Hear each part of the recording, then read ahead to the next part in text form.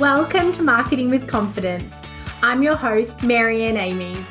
We're going to be talking all things digital and online marketing for business owners and marketing professionals. If you've been feeling overwhelmed by your digital marketing, be sure to listen along and you'll hear tips, interviews and more that will give you the confidence to create marketing you love. Welcome back to another episode of Marketing with Confidence. Today, I'm going to talk to you about building a target market profile. I have spoken a lot about the importance of knowing who your target market is. When we are really clear on who our target market is, we can market in an aligned way that has the best suited people for our products and services, giving lots of ahas and mhms when they read our web copy, when they see our socials, when they see our ad campaigns. The closer that we can get to identifying and marketing to a target market helps us with clarity. It helps us avoid wastage, both in our messaging, in our ad spend, in our time. And it really helps to be, clear in your plans going forward as well. When we have a business, often the products and services that we offer, we want to build on, we want to diversify, and whether that's build in range or build in depth, the closer we can get to understanding who we're best suited to help, the more we can develop our business and grow the suite of services and products because we know who they can benefit and we can sort of see the impact of our work. A clear target market is a snapshot or a summary of the most likely person that you'll do business with. I get a lot of clients sort of get hung up on this idea of target marketing. They sort of say, well, my product is for everyone or my service is for all people. And although broadly speaking, you may have a product or service that can, in fact, attract a multitude of different people, there is both an ideal person that you're best suited to help, but also there's a client that you're going to feel most satisfied working with. Sometimes our ideal client profile is about the vision of who we want to work with versus who we're working with now and the opportunity to shift our business to meet that new ideal client and attract those dream clients rather than working with clients that perhaps we were more suited to at an early part of our journey. So in this episode, I'm going to take you through step by step how you can identify your target market, rationalize that it is right, that it is appropriate for your business, look at your competitors and how they're working with that target market, and then create a journey map for that ideal client, for how they're going to come into your business, how they're going to build that trust with you, confirm credibility, and start working with you. So when we look at identifying our ideal client, which is the first step, we want to firstly get really clear on our products and services. Now, this can be your current products and services, or it can be products and services that you're looking to develop or where you're looking to build towards.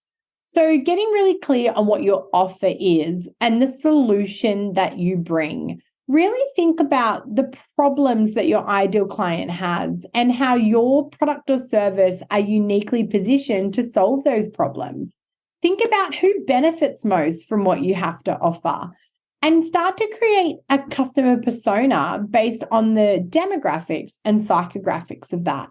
Now, when we talk about demographics and psychographics, demographics are the characteristics of a person. So it's their age, it's their, their gender identity, if it's relevant. It's, do they live metro or do they live rural? Are their marital personal status relevant? Is their parental status relevant? Their work status, their tertiary education, or their, personal development. So it's really that hard data of a person. If you kind of think of the ABS, so the Australian Bureau of Statistics, You probably know by now I'm a bit of a data nerd.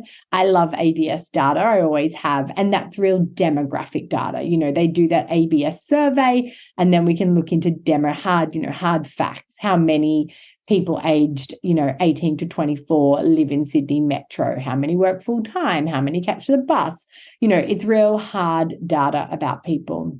On the converse of that, psychographics is really about the psychology of people and sort of identifying their wants and needs. So when I do an ideal client profile, I draw a grid, and on the left-hand side, I sort of have 4 boxes. So on the left-hand side, I have in box 1 who they are. Below that, I have where they are. And then in sort of the second column at the top, I have what they want and what they need. When I think about who they are, I really drill down into that demographics. And I do that by looking at maybe the clients my client has had in the past, the best client they've ever worked with, the generalization of who they believe is best suited to their product or service. I will look at what I talked about before, their age, their career, their life setup, and the relevant factors under that, their education. And then under where, I think both physically where, so where do they live, where do they work, but I also start to build the where of where they are on the weekend. Are they socializing? Are they wrapped up in kids' sport? Do they go to the gym? Do they run? Do they catch the train to work? I also consider where they are on social media. Are they avid Instagram users? Are they really engaged in LinkedIn? So do they listen to podcasts?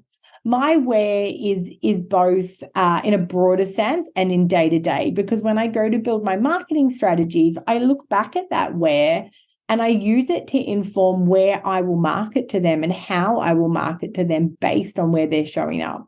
So then in column 2 is my psychographics column, and I see that as the wants and needs. The way that I build ideal client profiles, and everybody builds them a little bit different, wants to me are things that your customer tells you. So, it's about reviewing customer data. It's about if you have phone calls, thinking about the phone calls you've had with clients.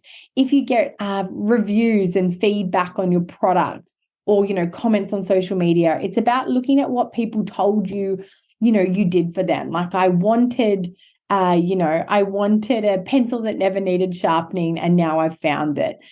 So that the wants might be that they want convenience, that they want, an easy to use product, whatever it might be. So your wants are really overt. They're the conversations you'll hear. They're the way people recommend, what your product or service did for them to others.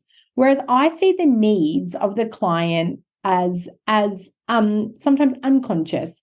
I see them as the things they're less likely to tell you, but sometimes they're underlying in their ideal client profile and in their customer journey. So it's things like, needing to justify expenses, or needing recognition from others, or needing to feel like they have everything under control, or, needing, certain beauty products to feel confident in their day, or, needing to know that their compliance needs are ticked off. So to me, the needs aren't necessarily the things that people tell you, but they unlock the deeper marketing that you can do to take them on a journey. It's almost thinking about objections handling and, what are the objections that come up and what are the deeper needs that aren't being met that lead to those objections. So I recommend 1 to 2 ideal client personas per business. I don't like to go too much deeper than that, because then you're really trying again just to appeal to everybody. But if you have, if one ideal client persona is just too narrow and constraining, and you think there is a real distinct second persona, and it may be due to diversity of products and services as well. I think it's fine to have 2, but I would really try to limit it beyond 2.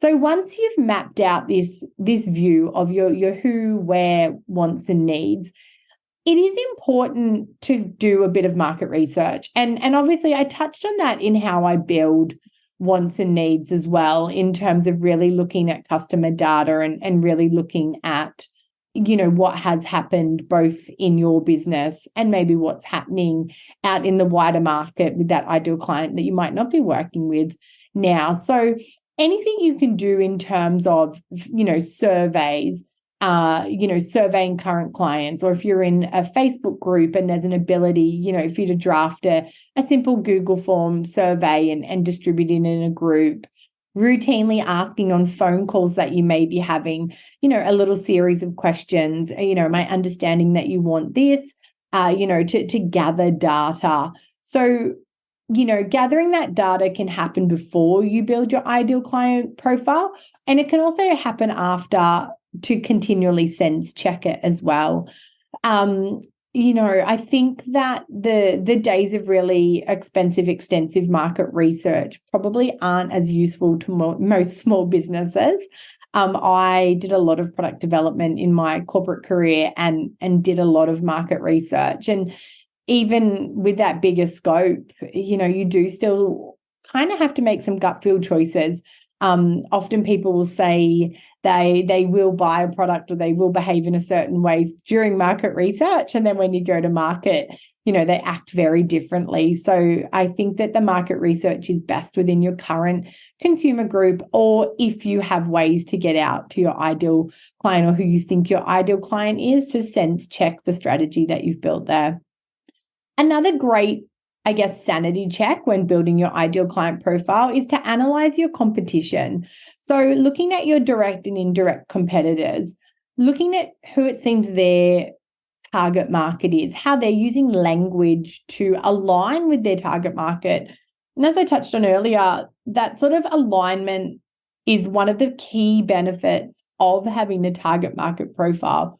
So when we know exactly who we're talking to and we know that what their wants and needs are, or their pain and pleasure points, we can start to align our language to really build affinity. We can write our social media captions so that our ideal client feels heard. We can have ad copy and present that solution and pleasure point in ads so that our ideal client sees it and goes, oh my gosh, that's me. It's undeniable that your product or service fits their need.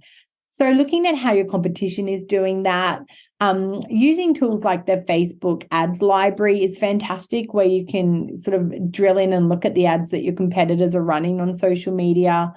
Looking at not just like-for-like competition. So, for example, if you're an accounting firm, not just looking at how other accounting firms are targeting your ideal client, but looking at how marketing firms are targeting them, or how, business brokers are targeting them, or business coaches, and seeing how those other sort of in-market businesses are taking that customer on a journey and seeing if there's insights there for you into what their needs and wants are, and also in terms of the kind of language that they're going to resonate with and the type of messaging they're going to resonate with.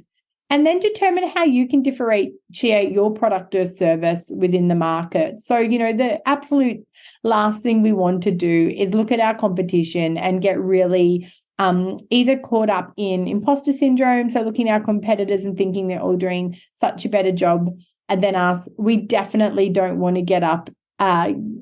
We definitely also don't want to get caught up in mimicking competitors. And I think, competitive monitoring is great now and then, but I've certainly seen clients over the years get really plagued by watching too closely what competitors are showcasing on social media, because we have to remember we don't really ever know how a business is performing behind closed doors. And, using that to feel overwhelmed and in some senses demotivated or unsure is probably more damaging than just shutting your eyes to competitive activity altogether. So I do really caution you that when it comes to competitors, take it with a grain of salt, look at it now and then, but don't get too caught up. Really refine and narrow down on your target market profile and make sure that you are the most relevant offer to that target market, and understand that, with target market profiling, it is all about that niching down. You don't want to be all things to all people. So, find your, your center, find your specialty, and really target those people that are going to feel so aligned to you. So another great step, once we have our target market in place, is to create a customer journey map. So we want to have a look at the touch points of how this client or ideal client is going to interact with our brand.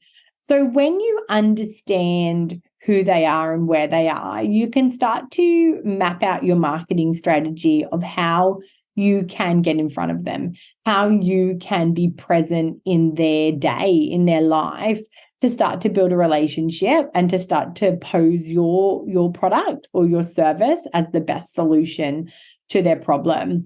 When we know what they want and what they need and what their pleasure points are at each stage, we can start to build that journey. So when we think of a journey map, it could be lots of different points that start them off into that journey. It can be social media content, it can be an ad, it can be a podcast episode, it can be, that maybe the first step is that they find you by organic search.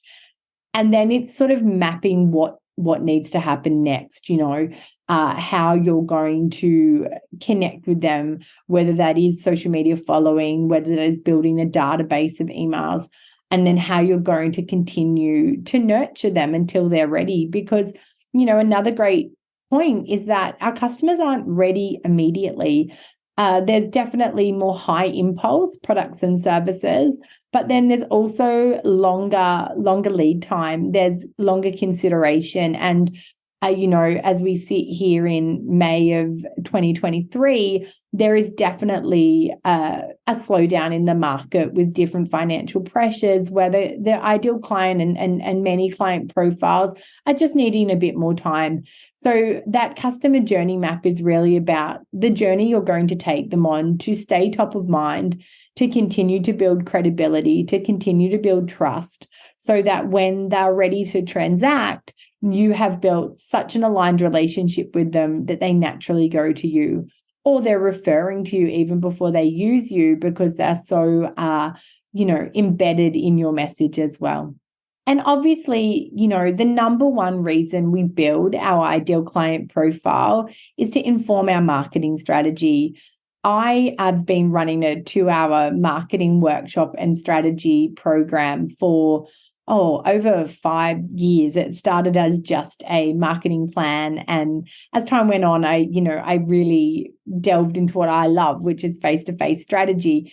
And in this 2-hour marketing strategy that I take people through face-to-face and over Zoom now, of course, we always start with ideal client. Ideal client is first, because if I can pick apart somebody's ideal client profile, I understand their business. I understand what they can offer. I understand what the outcome is, what the benefit is.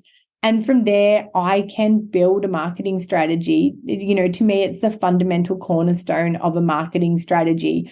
Once we have that ideal client profile in place, then we can kind of look at the brand messaging. What do we want this ideal client to know about us? How are we going to express that we can meet their needs? How are we going to, confirm their pleasure points and lean into them? So once we, have our target market in place, then we can kind of move into brand messaging and positioning and tone of voice.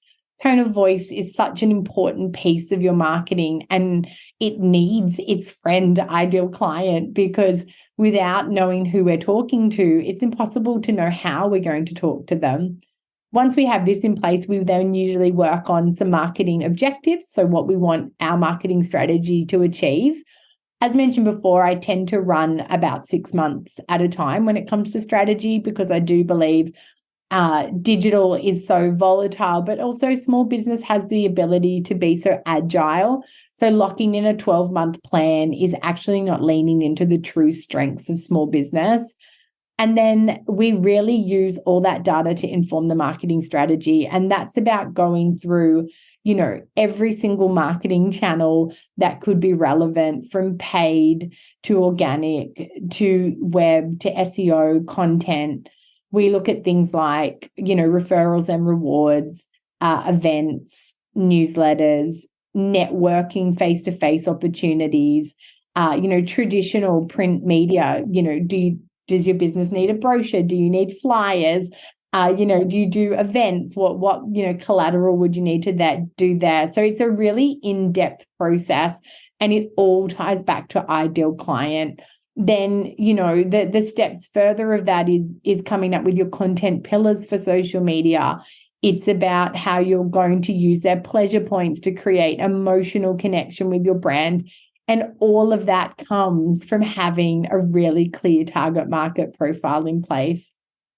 So, look, I've covered a lot of ground, and target market is a great visual exercise as well. So, kudos to you if you're stuck with this episode as I've verbally explained around what target market is. I do have an ideal client planning sheet. And if that's something that you'd love to get your hands on, feel free to DM me on Instagram or send me a message on LinkedIn, and I'd love to send that over to you. I cannot emphasize enough the importance of building an ideal client or target market profile. It really is the corner of all marketing strategy. And it doesn't just inform your marketing strategy. It helps with your product strategy. It helps with your business vision and goals as well. It really is. It's going back to marketing 101. And I guess that's something I've talked about before, is that digital marketing is a channel of marketing. The foundations of marketing haven't changed. We still need to identify who we're talking to, build trust with them, and take them on a journey from awareness to conversion. So I hope you've enjoyed this episode. As I said, please reach out to me if you'd love the planner, and I look forward to having you on here again soon. Hey, thanks for listening to another episode. If you don't want to miss one, make sure you subscribe to the show in your podcast app. And if you love it, be sure to share it with friends and colleagues who you think could benefit from increasing their digital marketing confidence. Want more? Head to maryanneamies.com to find out how you can work with me directly, to reach out to have me speak at your event, or to grab yourself some free resources.